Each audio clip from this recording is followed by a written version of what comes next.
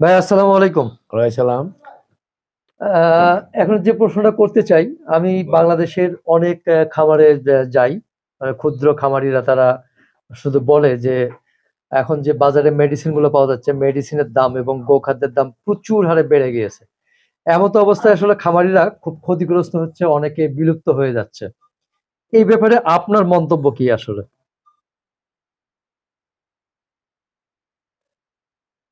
প্রিয় খামারি ভাইয়েরা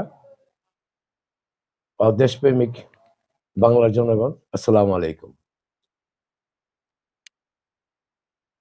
অনির ভাই সুন্দর একটা প্রশ্ন করেছেন যে ডেয়ারি সেক্টর কেন মনে করছ ক্ষতিগ্রস্ত।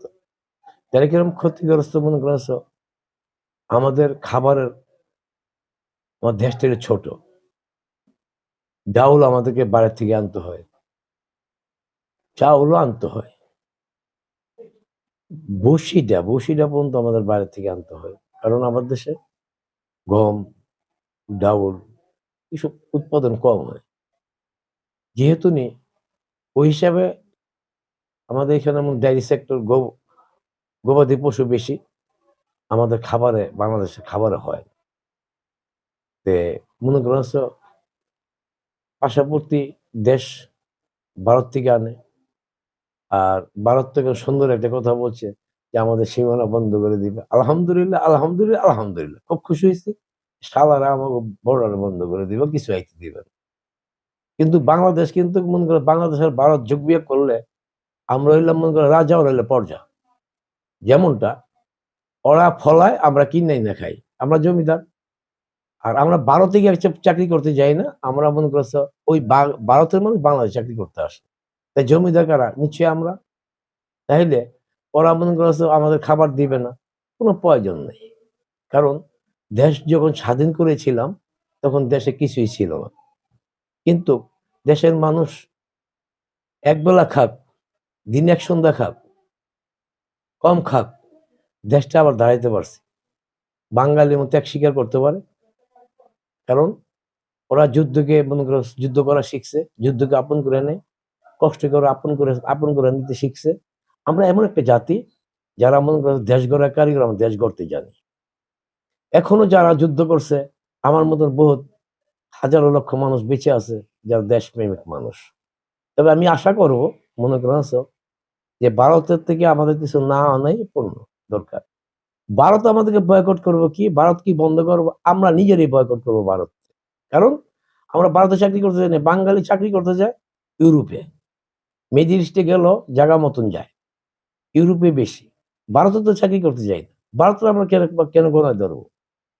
ভারত তো বুঝতেই পারে নাই যে আমরা মুসলমান, আমরা কত শক্তিশালী। আমি আগেও একটা ভিডিওতে বলেছিলাম যে ওরা 5 লাখ, আমরা 5 জন। কারণ আমাদের হাতে যে নারে তুকবি আল্লাহ আকবর তেরোয়ালটা আছে, এই তেরোয়ালটা অনেক শক্তিশালী। এই তেরোয়ালটা দিয়ে মনে করে যুদ্ধ, মনে করে পৃথিবী, মনে করেছে আমরা জয় করতে পারছি। কিন্তু এইটা দিয়ে শেষ পর্যন্ত যেদিন মনে করেছে আমাদের যুদ্ধটা এখানে নারে তুকবি আল্লাহ আকবর তেরোয়াল দিয়ে হবে। আমাদের মনে করেছে আমাদের আমাদের মনে করো বন্দুক, আমাদের রাইফেল, আমাদের মনে করছো ক্ষেপণাস্ত্র, পরমাণু বোমা আমাদের লাগবে না। আমাদের আঙ্গুল, আমার খাজা বাবা ফরিদপুরে একটা শিক্ষা দিছে, বাবা এই 7 আঙ্গুলই যথেষ্ট মুসলমানের। যদি আঙ্গুলটা যদি পাক পবিত্র করতে পারে, আঙ্গুল সঠিক করতে হইতে পারে, তাহলে আমি আশাবাদী যে পিরিয়ডের কথা কোনোদিন বিফলে যাবে না। যেমন আল্লাহ আল্লাহ রাসুলদের যেমন মনে করছো তাদের কথাবার্তা, তাদের সবকিছু যেমন সঠিক, আমাদের আমার আমার পিরিয়ডের কথাও সঠিক। কারণ ওলি আল্লাহর বাংলাদেশ, এই অলি আল্লাহর এই মনে করছে এই দেশের ধর্ম প্রচার করছে, এই অলি আল্লাহর এই মনে করছে দেশটাকে মনে করো সব মনে করো মনে করো সভ্যতা লাভ করছে। আবার এই অলি আল্লাহর এই মনে করছে লাই লাই লাল্লাহ মোহাম্মদুর রাসূলুল্লাহ কলিমাটা পড়ায় মনে করে আমাদের শক্তিশালী করছে। হেরাই শিখাইছে নারে দেখবে আল্লাহ আকবর তেরোটার অনেক ধার।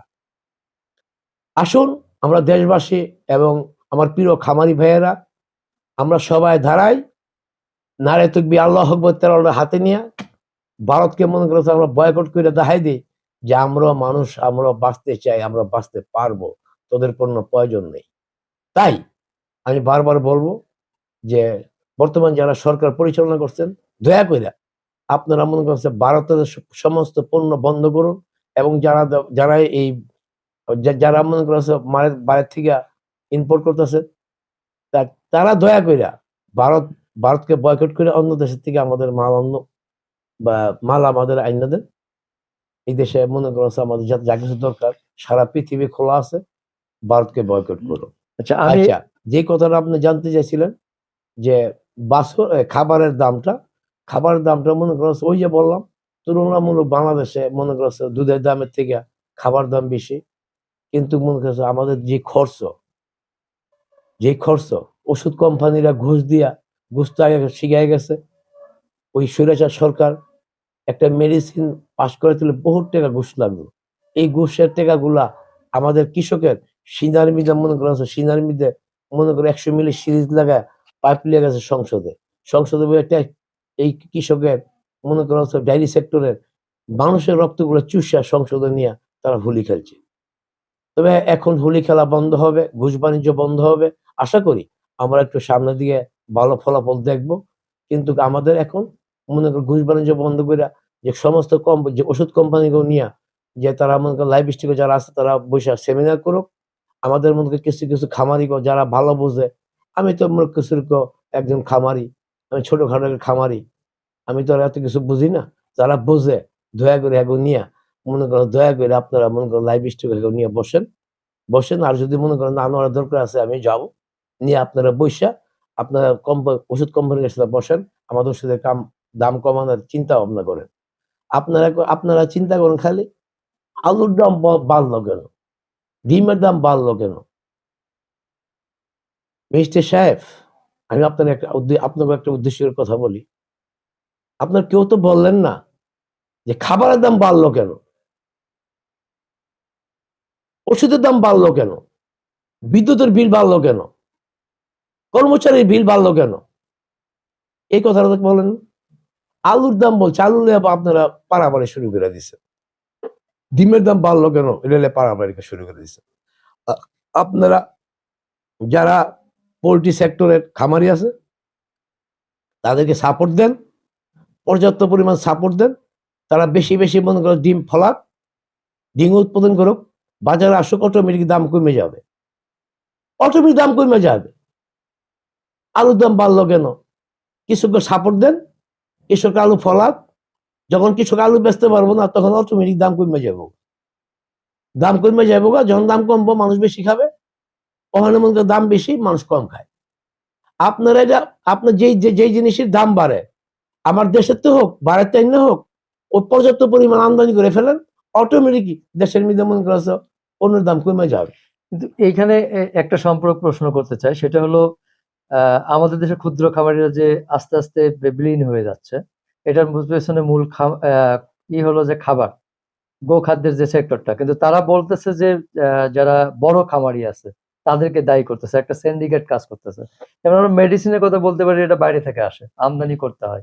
তো এটা অনেক সময় ডলার কম বেশি কারণে দাম কম বেশি হইতে পারে, কিন্তু গোখাদ্যটা আপনি কিভাবে বিশ্লেষণ দেবেন আসলে, যে তারা দায়ী করতেছে বড় খামারিদের?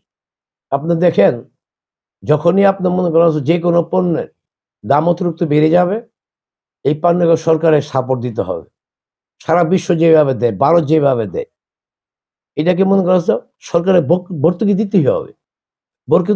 ভর্তুকি দিয়া এটা দাম কমাইতে হবে। মেডিসিন মনে করা কেন এতভাবে দাম বাড়লো, এই দাম কেন বাড়লো? আমি মেডিসিন নিয়ে খুব খেলামেলা করছি, 50টা বছর আমি মেডিসিন সম্বন্ধে ভালো বুঝি। আমি অনেক ভালো বুঝি কোথাও কি ফাঁক আছে। মনে করা মেডিসিন কোম্পানিরা যেভাবে ডেইরি সেক্টর মানুষগুলাকে শোষণ করতেছে, যেভাবে মানুষগুলো ছিন্ন ভিন্ন করতেছে, এটা কখনো আজও উচিত না। যাক, এটা মনে করছে আমি এখানে বইয়া করলে কাম হবে না। এটা মনে করো সচিবালয় যদি মনে করো সেমিনারে বসলে, তখন আমি ডাকলে আমি বলবো। যদি লাইভ স্টকে বসে, কথা বলছেন, লাইভ স্টকে বসলে তখন আমি বলবো কোথায় কোথায় কি ফাঁকটা আছে। আমি তাদেরকে ফাঁক দেখাই দিব যে এখানে নক করলে অবশ্যই খাবারের দাম কমে যাবে। অটোমেটিক আপনার সাপোর্ট দিতে হবে, ডায়েরি সেক্টরে খাবারের সাপোর্ট দিতে হবে, মেডিসিনের সাপোর্ট দিতে হবে। ডায়েরি সেক্টরে মনে করো স্বল্প ইন্টারেস্টে বা বিনা ইন্টারেস্টে লোন দিতে হবে। কথা বলছেন? ওই ডায়েরি, পোল্ট্রি, ফিশারি এগুলো হলো জাতির মেরুদণ্ড। দেশটা চলে কিসের উপরে? দেশটা কিসের উপরে চলে? মনে হয় কৃষি, তারপর পোল্ট্রি, তারপরে মনে করো ডায়েরি, ফিশারি। এই 4টা সেক্টরের উপর দেশ চলে। যে দেশে ৮৬ ভাগ কৃষক, কৃষি নির্ভরশীল বাংলাদেশ। আপনারা যারাই মনে করেন ম্যাজিস্ট্রেট সাহেবেরা, যারাই মনে করেন জরিমানা করেন, জরিমানা যাই দেন, জাগো মনে করেন হুদাহুদি এই ছোটখাটো বক্তব্য নিয়ে পারাপারি করে কোনো লাভ হবে না। লাভ করতে হইলে আপনাদের জায়গা যাইতে হবে। ৩ নম্বর কৃষকের কাছে যাইতে হবে। কৃষকের ভর্তুকি দিতে হবে। কৃষকের কাছে ফলনের চাবিকাঠি তৈরি করতে হবে। তাহলে মনে করছো পণ্যের দাম অটোমেটিক কমে আসবে। আপনারা মনে করছো কৃষকের ভর্তুকি দেওয়া শিখেন। বাংলাদেশে তো কৃষকের কোনো ভর্তুকি নাই। আমি একজন খামারি, তিলে তিলে গড়ে উঠছিলাম জাগের ডেয়ারি ফার্ম। যেই ফার্ম নিয়ে মনে করছো বাংলাদেশে ঐতিহ্য বহন করতো। বাংলাদেশে মনে করো নম্বর 1 খামারি ছিলাম। যেখানে মনে করছো জাত উন্নয়ন হইতো, যেখানে 7-8 টন দুধ থাকতো। কথা বলছেন? হাজার হাজার মানুষের খাবার ছিল, শিশুদের খাবার ছিল, পুষ্টিকর খাবার ছিল, নির্ভেজাল খাবার ছিল। সেই মনে করছো আওয়ামী লীগ সরকার, স্বৈরাচার সরকার খাবারটাকে কি করলো? ধ্বংস করে দিল।